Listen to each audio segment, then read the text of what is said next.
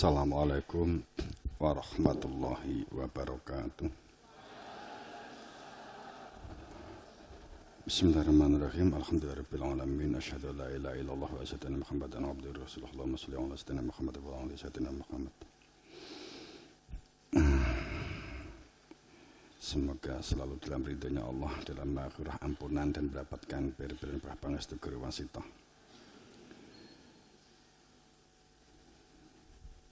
Kehidupan yang kita jalani ini merupakan satu proses untuk memproses kesadaran kita sebagai hamba Allah dengan melakukan aktivitas kehidupan berdunia, menselaraskan antara akal dengan hati dan dengan lesan dan dengan perbuatan. Sebuah inspirasi yang menjadi ide, orang menyebut sebagai mimpi. Sebuah inspirasi yang menjadi sebuah ide, itu harus diwujudkan dalam bentuk pemikiran melalui sebuah dan tafakur, pemikiran dan tafakur. Kemudian memunculkan sebuah lesan melalui komunikasi dan musyawarah, kemudian menjadi sebuah aksi atau perbuatan. Pada saat kita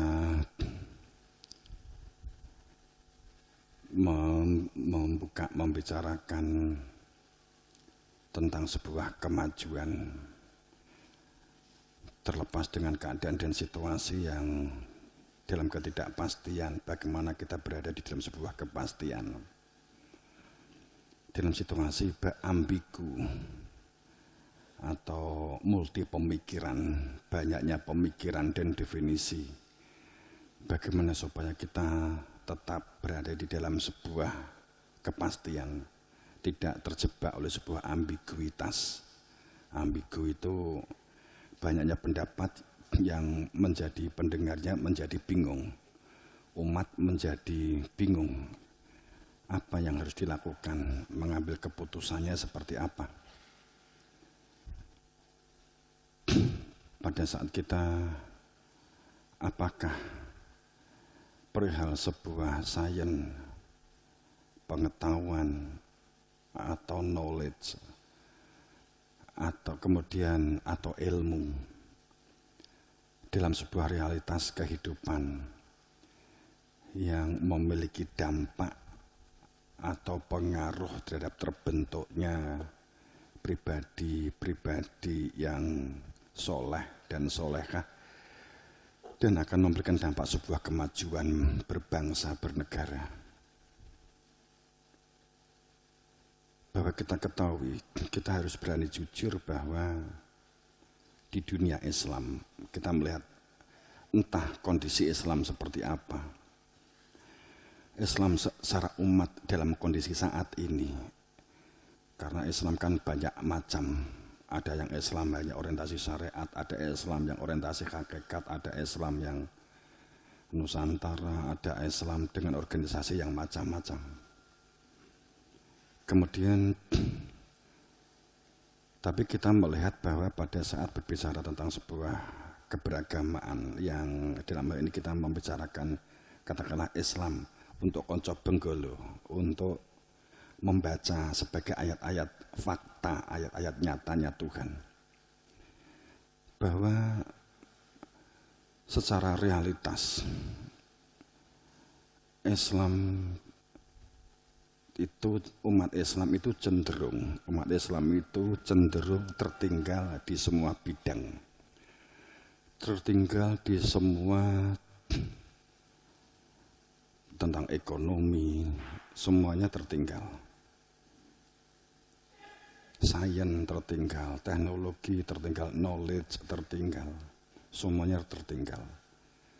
Sebenarnya kenapa kita bisa tertinggal? Ini kita coba mengulas ini untuk mengevaluasi supaya kita tidak terjebak pada hal yang terulang dan hal yang sama.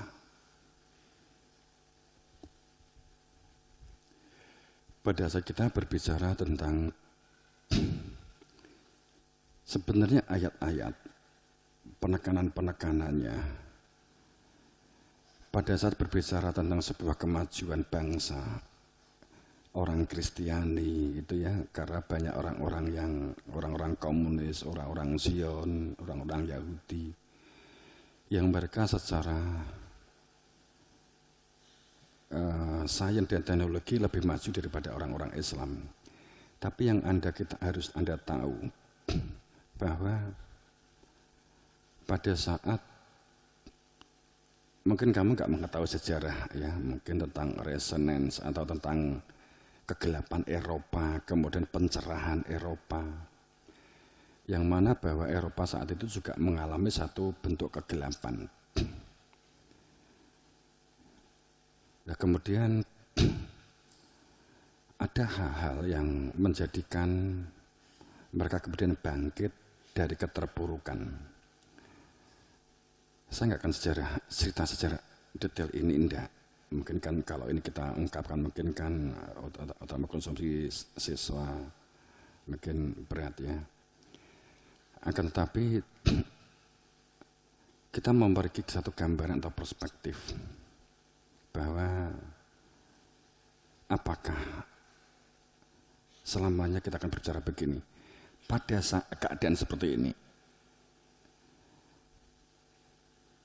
pada saat dulu orang-orang banyak taat di dalam Kristiani, juga terjadi indoktrinasi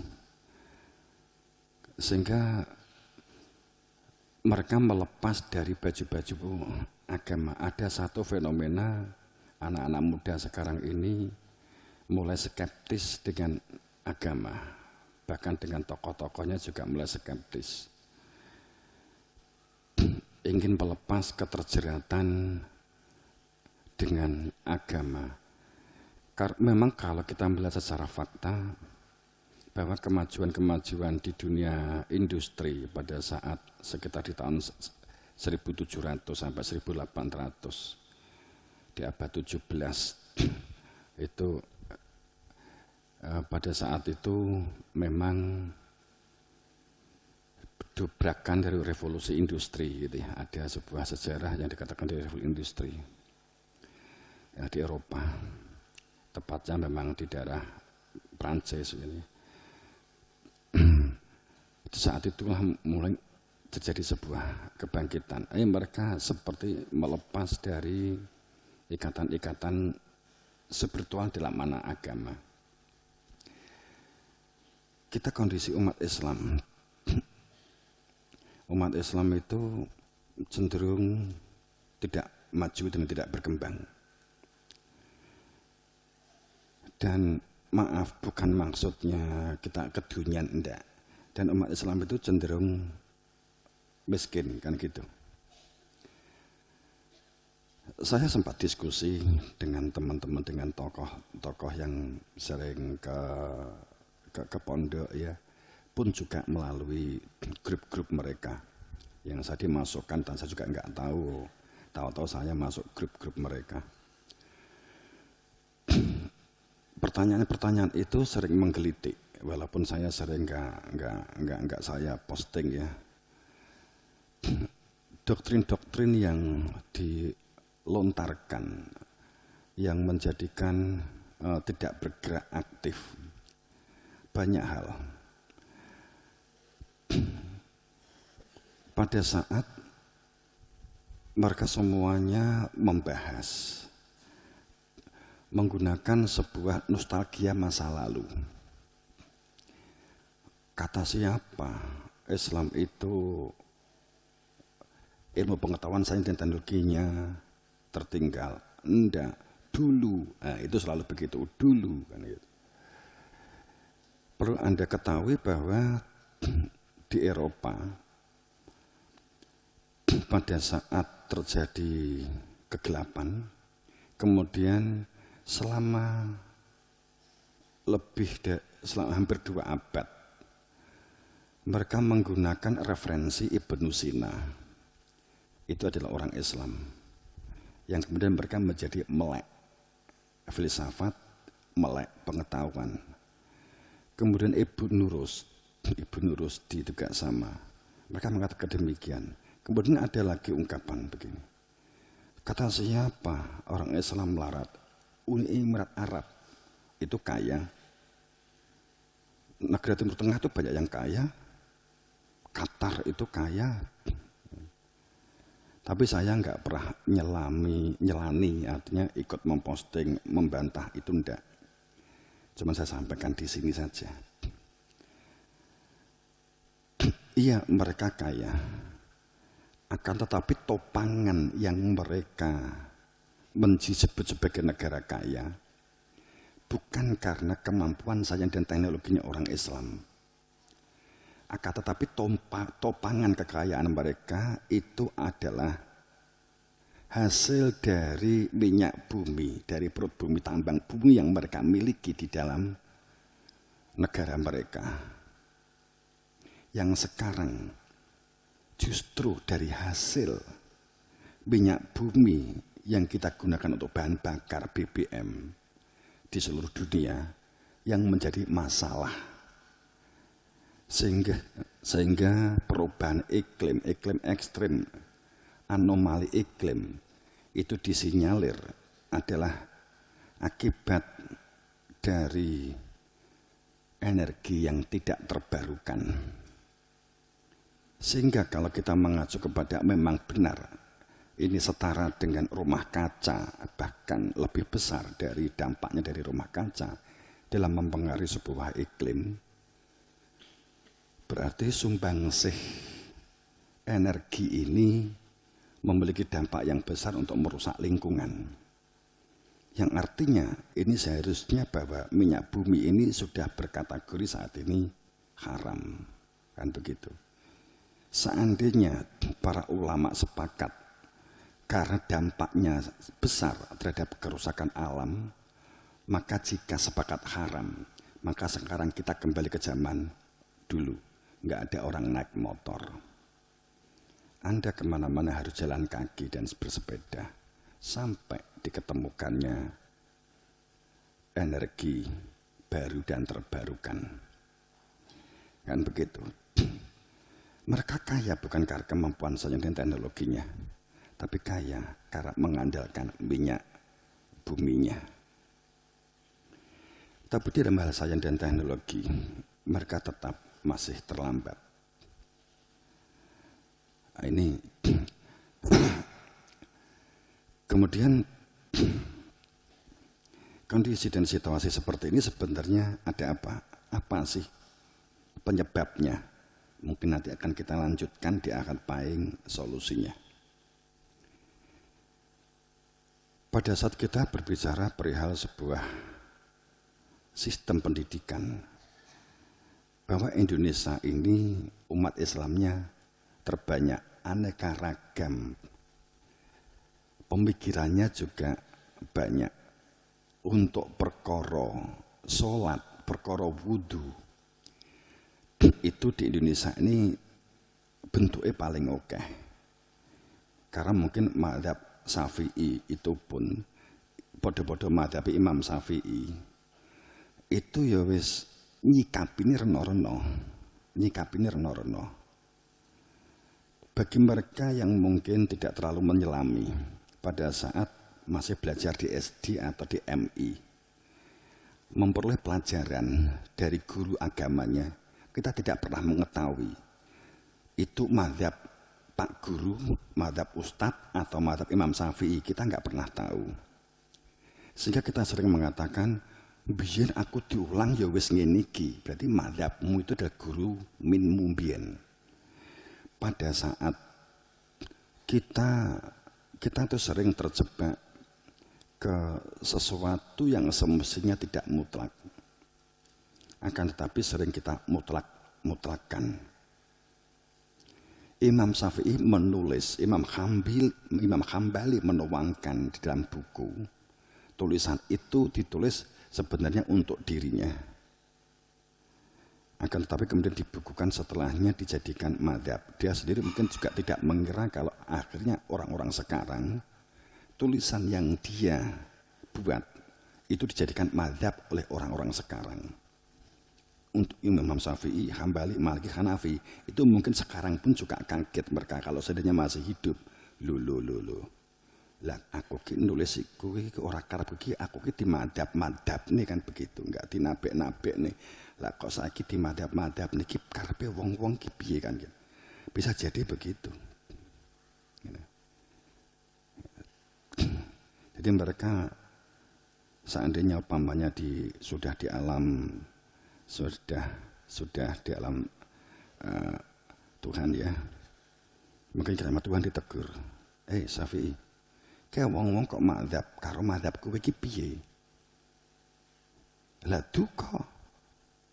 Kowe biyen nulis apa memang mbok gawe madhab ben iki ben kaya nabi ngono. Mboten. Wong kula nulis ini kagem kangge kula piyambak. Untuk saya sendiri kok supaya saya tuh ingat petunjuk dari guru saya. Nyatane sabare kowe iki ragamu wis ora kena dienggo. Bukune iki dikelompokne kemudian karo putu ponakanmu iki dikelompokne didadekne sitok. Lah nggih kula nggih bingung kan gitu. Bisa jadi kan begitu dialognya. Wis salah nek ngono, mboten saged wong kajen kula mboten ngaten kok. Kula nggih nglampahi dawuh dari guru kula kok kan gitu jawaban dia. Kowe iki apa gak mikir to?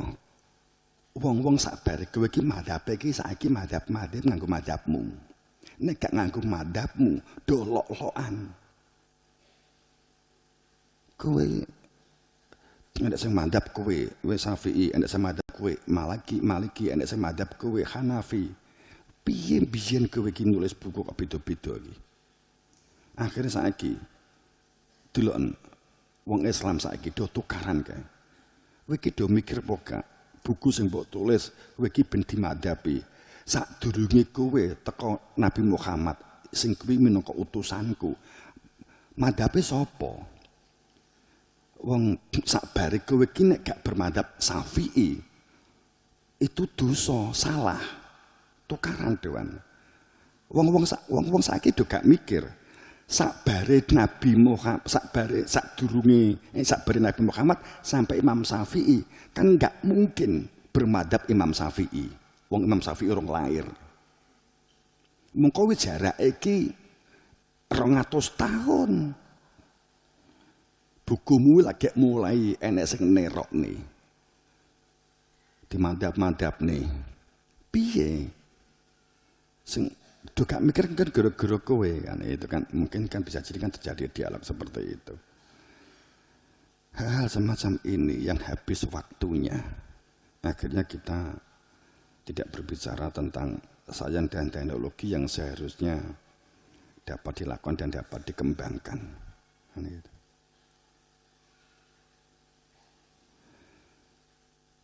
Apa sebenarnya ini sudah sering saya sampaikan tentang syukur, maka ini agak saya lewati aja ini karena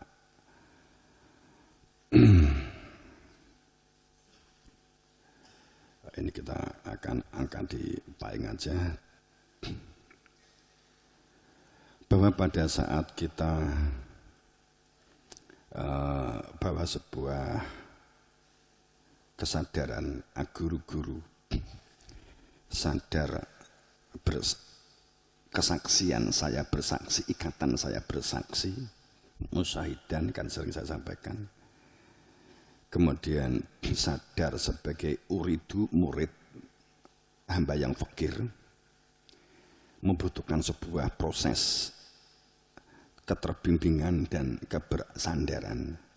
Sadar al-wasilata, kesadaran kebenaran Rasul dengan risalah sebagai kebenaran akad min rabbik.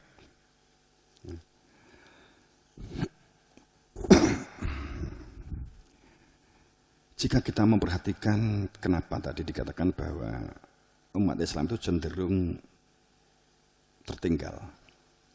Kehidupan ini penuh dengan daya tarik dan daya tolak. Sejak manusia dilahirkan, kita sudah menghadapi akan hal ini, daya tarik dan daya tolak. Ini menunjukkan bahwa ada dua dimensi besar di dalam unsur manusia ini. Ada dimensi besar, ada dimensi yang lahir, dan ada dimensi yang batin. Ada dimensi yang kulit, ada dimensi yang isi, ada dimensi yang bersifat tools atau alat, ada yang dimensi esensi atau hakikat. Ini menunjukkan ada dua dimensi besar dalam unsur penciptaan manusia. Kemudian pada saat antara dimensi yang lahir dan dimensi yang batin, antara dimensi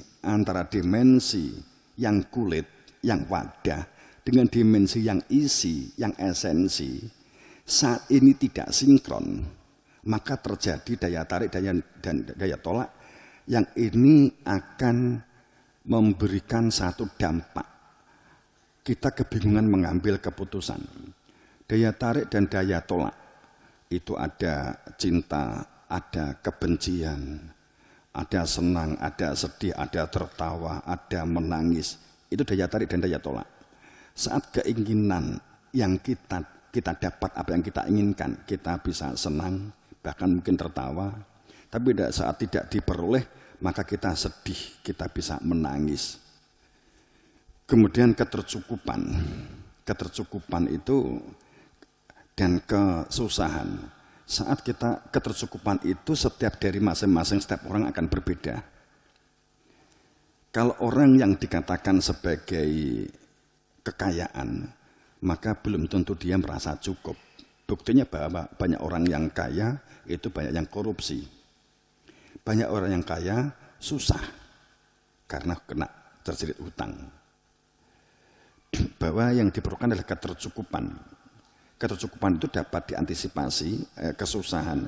Pada saat kita mengetahui rumus-rumus ketercukupan, maka yang ruhnya adalah kepedulian, maka kita akan dapat ternetralisir dari sebuah kesusahan.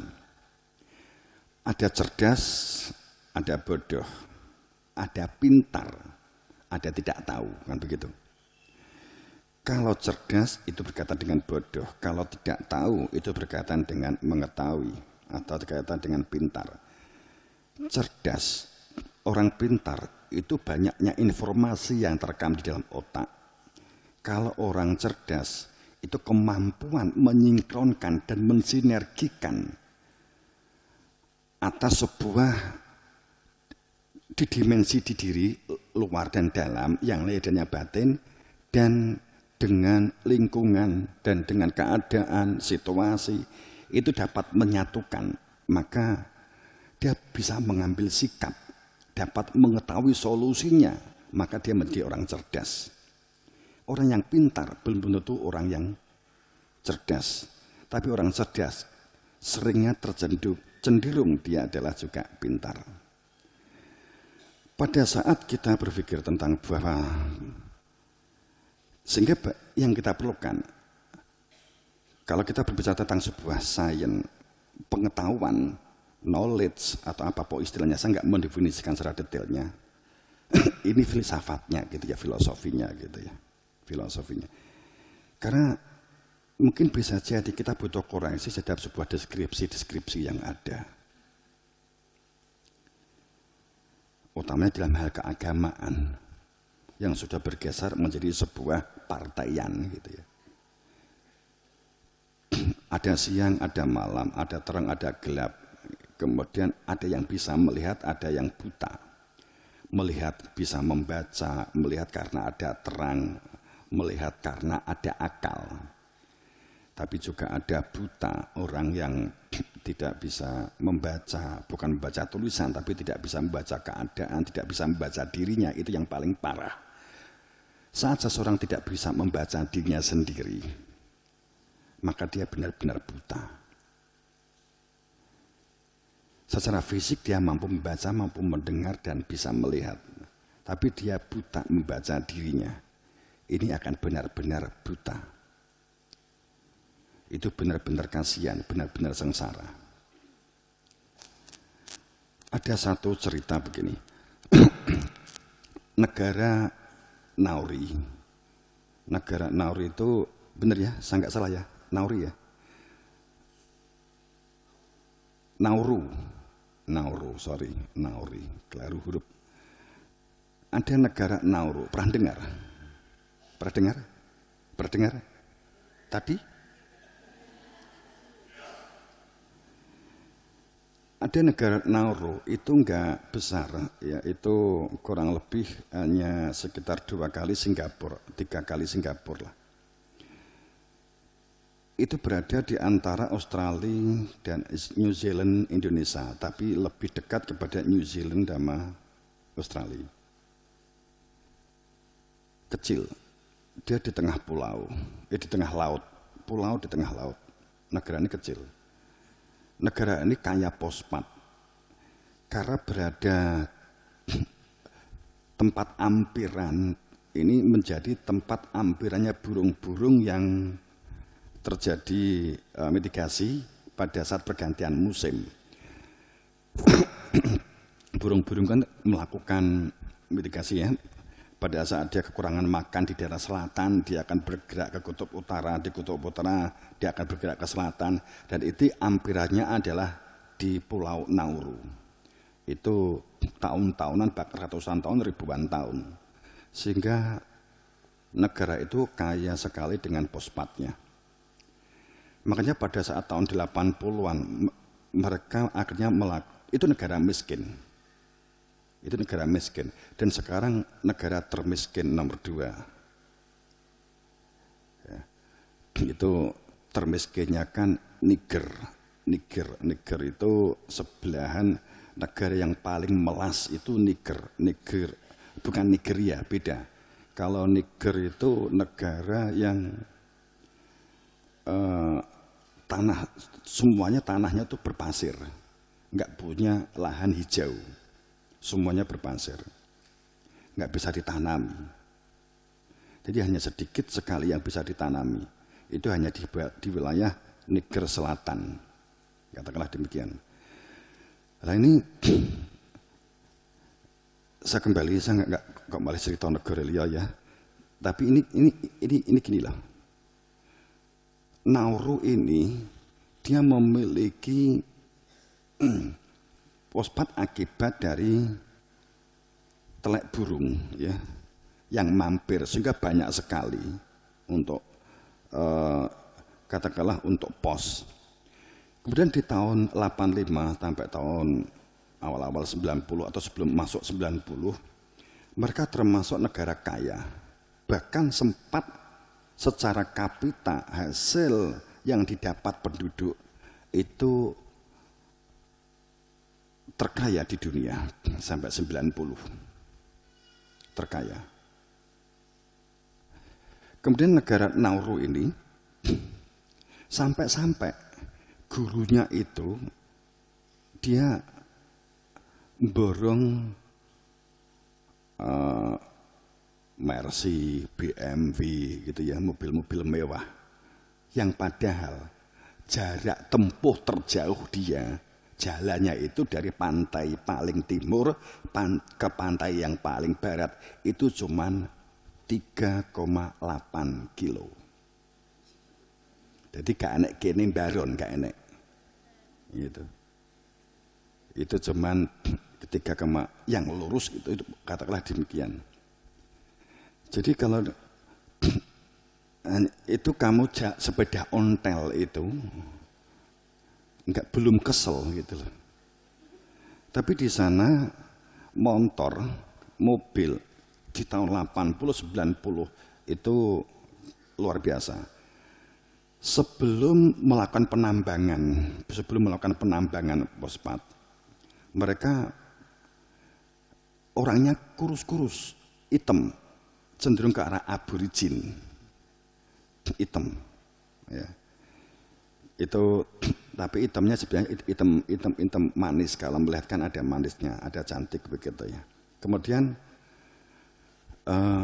pada saat di tahun 80-an, 90, negara Nauri ini setelah dia besar-besaran melakukan trading, melakukan penambangan, tiba-tiba penduduknya itu menjadi meledak. Yang bobotnya rata-rata itu kalau tingginya katakanlah tinggi 170 itu bobot 70 begitu ya. Itu tiba-tiba bobotnya 120, 100. Jadi mereka sehingga penduduk itu hampir semuanya obesitas, kegemukan. Jadi penduduknya malah semuanya ginuk-ginuk. Jadi mereka tidak siap. Dan sekarang anak turun itu juga menjadi gemuk, wes miskin cik gemuk gitu loh.